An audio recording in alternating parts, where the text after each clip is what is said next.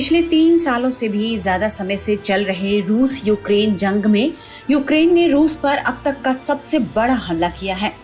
Ukraine का दावा है कि 1 जून 2025 को उसने रूस के अंदर 4000 किलोमीटर तक घुसकर हमला किया और रूस के भीतर ड्रोन हमले में 40 से अधिक सैन्य विमान नष्ट कर दिए हैं। यूक्रेन ने दावा किया है कि इन हमलों में रूस के 5 अलग अलग क्षेत्रों मुर्मांस्क, इरकुत्स्क, इवानोवो, रियाजान और अमूर में स्थित एयरबेस पर हमला किया गया और रूस को दहलाया गया है। यूक्रेन की सीक्रेट एजेंसी SBU ने इस हमले को लेकर कहा है कि उसके मिसाइल अटैक में रूस के 41 लंबी दूरी के बम वर्षक विमान तबाह हो गए हैं।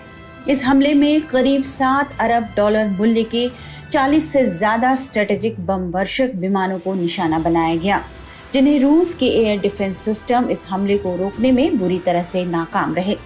इन विमानों की जलती हुई तस्वीरें मीडिया पर चल रही हैं। विभिन्न कंप्यूटर स्क्रीन पर जलते हुए विमानों से निकलते काले धुएं के ड्रोन फुटेज दिखाए जा रहे हैं।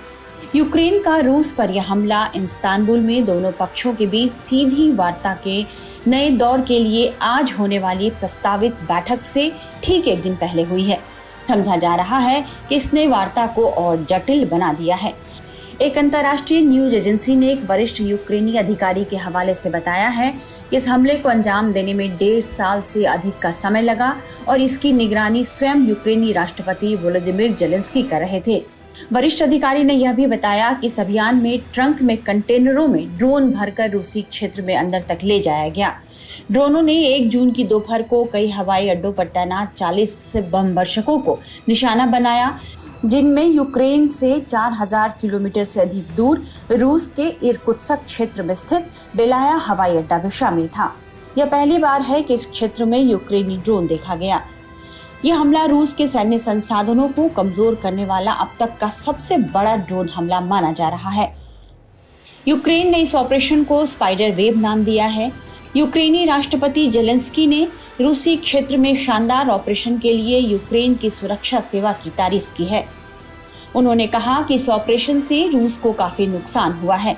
1 जून को राष्ट्र के नाम अपने संबोधन में जेलेंस्की ने यूक्रेन की सुरक्षा सेवा और ऑपरेशन में शामिल सभी लोगों का धन्यवाद किया और बताया कि ऑपरेशन में 117 ड्रोन का इस्तेमाल किया गया। उन्होंने यह भी बताया कि ऑपरेशन की तैयारी में 1.5 साल से ज्यादा का समय लगा और बताया कि योजना, संगठन और हर विवरण को पूरी तरह से लागू किया गया। माना जा रहा है कि यह हमला नेटो से मिले हथियारों और खुफिया जानकारी से संभव हो सका है, जिसे रूस पश्चिमी हस्तक्षेप के रूप में देख सकता है।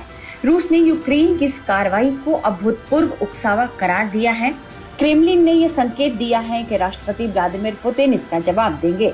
यूक्रेन के इस हमले के बाद रूस ने साफ कहा है कि अब दुश्मन के खिलाफ लड़ाई और तेज होगी। अब सबकी नजरें इस बात पर टिकी है कि पुतिन इस हमले का जवाब यूक्रेन को किस तरह से देते हैं। यदि रूस इस हमले को नाटो की चुनौती मानता है तो पुतिन कुछ भी ऐसा कर सकते हैं जिसके बारे में दुनिया सोच भी नहीं रही।